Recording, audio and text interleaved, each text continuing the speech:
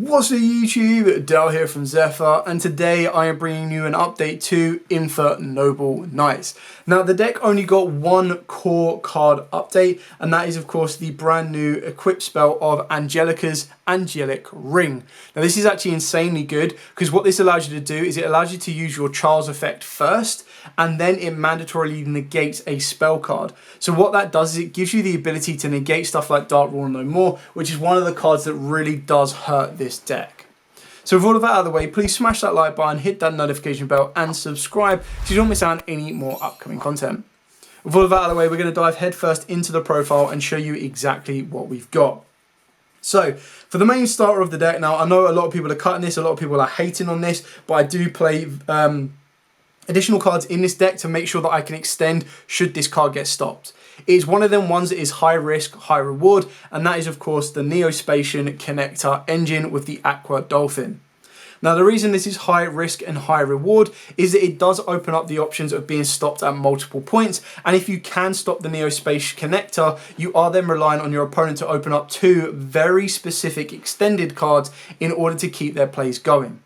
However, if Neospatian Connector does resolve and your opponent gets to look at your hand, it is 99% game over, because you would ideally more times than not activate an Ash Blossom, activate a Ghost Ogre before this is resolved, otherwise you will lose it from the hand.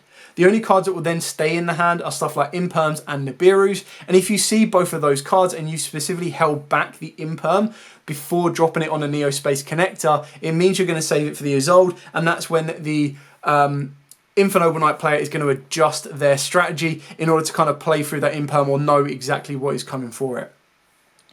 Moving on to the next most important normal summon of the deck, and that is of course Yugioh. Now this is probably a little bit more consistent than the Aqua Dolphin and the Connector play, just because it does unlock you more extension plays using stuff like Oliver and Infernoble Knight Renard as well. But I do feel that this, if you were say you can only have one or the other and your opponent has no forms of interruption, I would probably 9 out of 10 go for the Neospatian Connector, just because you gain that hand knowledge, you rip one card from it, and then the board that you're going to be able to produce at the end of it is going to be so much stronger. The Yugioh is your route to protect you from stuff like Nibiru, which is very, very important as well, which is why having both of these as your normal summon is not the end of the world, because 9 out of 10 you can search the other off of the back of Isolde, so that your next turn you can then instigate and complete the combo for that one.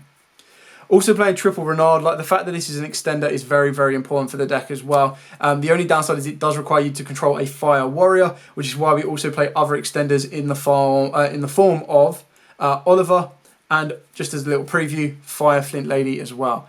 This one's just a little bit of a better extender for the pure fact that it just requires you to control a warrior monster, whereas the rest do kind of ask you to have a Fire Warrior in the hand or control specifically a Fire Warrior. For the rest of the Infernobles, we've got the one Turpin and the one Ricardetto, and then basically the honorary Infernoble Knight is Immortal Phoenix Gearfried. Obviously this is your way that you can protect from the Nibiru. Ricardetto is incredibly important as well. And then Turpin, there was a bit of confusion from the last time when I explained this. His effect to come back is obviously a hard once per turn. However, the fact that if he's summoned back from the graveyard and you use him as XYZ material means he doesn't get banished is very important, because then it means that as long as it stays in your graveyard, every turn you're going to have a form of extension to come back to the board, and more times than not you'll only need it once just to kind of get him back to the board. That then gives you the Fire Warrior that you may need and extend your plays further forward. It also means that he can be special summoned by other ways multiple turns. So for example, if you special summoned him from the zone, spell and trap zone with Museum, great, he can still come back from the graveyard as well. Moving on to the equip spells, of course, triple Duradel, pretty straightforward and simple on that one. One Living Fossil, you might be able to cut this now with Angelica's Ring, but it's entirely up to you on personal preference. Carl was actually playing DDR, which is a great little option as well, because it allows you to bring back your banished monsters, but it really comes down to your personal preference and how you'd want to play it. Then, of course, your staple Divine Sword Phoenix Blade. Why this isn't a super rare and an OTS yet, I do not know, but incredibly important. The one Almace, followed by the one Joyous, and the brand new card Angelica's Angelic Ring. So you equipped only to a monster you control, equipped with an equip card, so it does have specific requirements. You can only activate one Angelica's Angelic Ring each turn.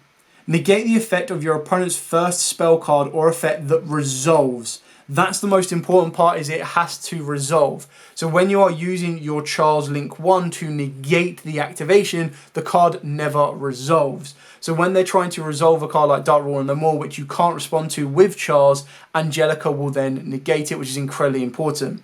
It does mean if you have 2 Charleses on the board, you are going to be eating up multiple spell cards, at least 3 spell cards, and then you still have your Phoenix Gear Free to rely back on as well.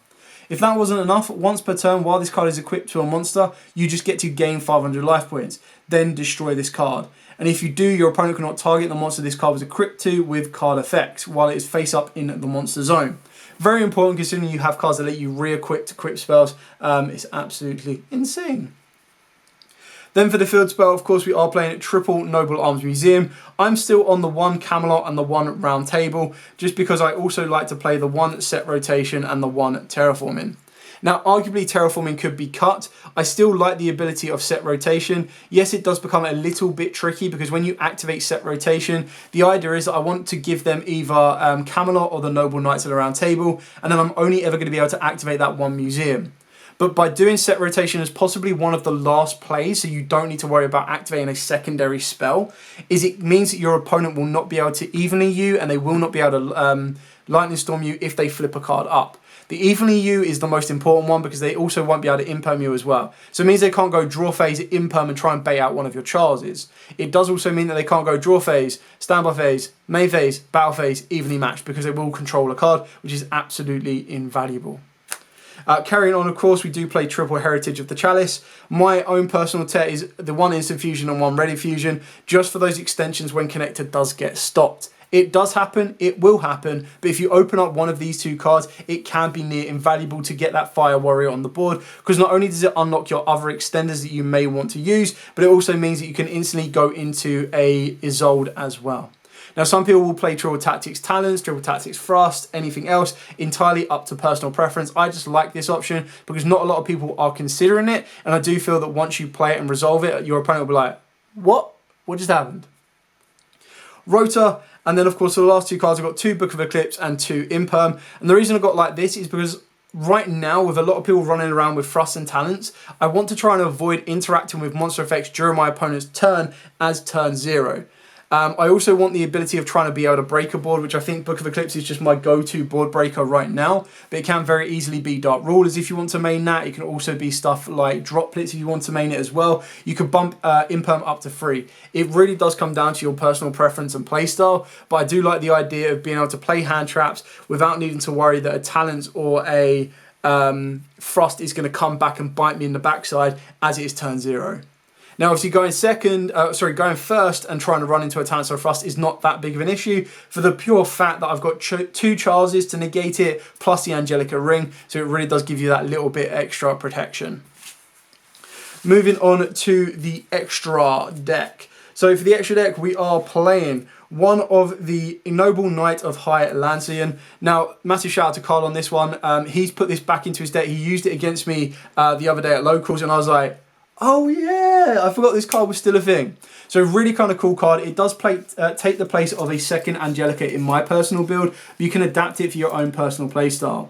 For those of you unfamiliar with this card, it does require a non-tuner Noble Knight monster, so it is not generic. However, when this card is synchro summoned, you get to equip 1 Noble Arms equip spell from your deck to this card.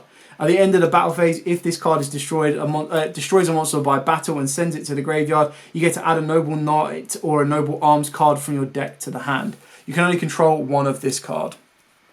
For the other synchros, of course, we are playing the 1 Infernoble Knight Captain Roland, followed by 1 Angelica, and then, of course, the 1 Charles. For the XYZ, we're only playing the 1 Artorias, and we are playing the 1 Flame Swordsman. Shout out to Jamie on this one. I was able to upgrade it to a secret rare. Whoop whoop. So it does look beautiful as well. That's the one thing that I'm jealous of Speedles. They just, for some reason, their secret rares just sparkle so much more. Moving into the other XYZ monsters, we've got the 1 Divine Arsenal AA Zeus and the 1 Sky Crisis. This is actually crazy good because you just basically, if your opponent constantly keeps stopping you, but they have summoned the previous turn, you just get to upgrade and go into the Sky Crisis, give you a nice little bounce and a nice mini skill drain as well. Moving on to the Link monsters. Start off with our Link ones, 2 Emperor Charles. Very easy to make both of these. Obviously, you make the first one, then use Museum to summon the first Charles, re-equip to a monster, and make a second Charles. Then, of course, we do have the 2 Isolde. Again, pretty straightforward and simple on that one as well. Followed up by the 1 Ferocious Flame Swordsman and the 1 Goki, the Powerload Ogre.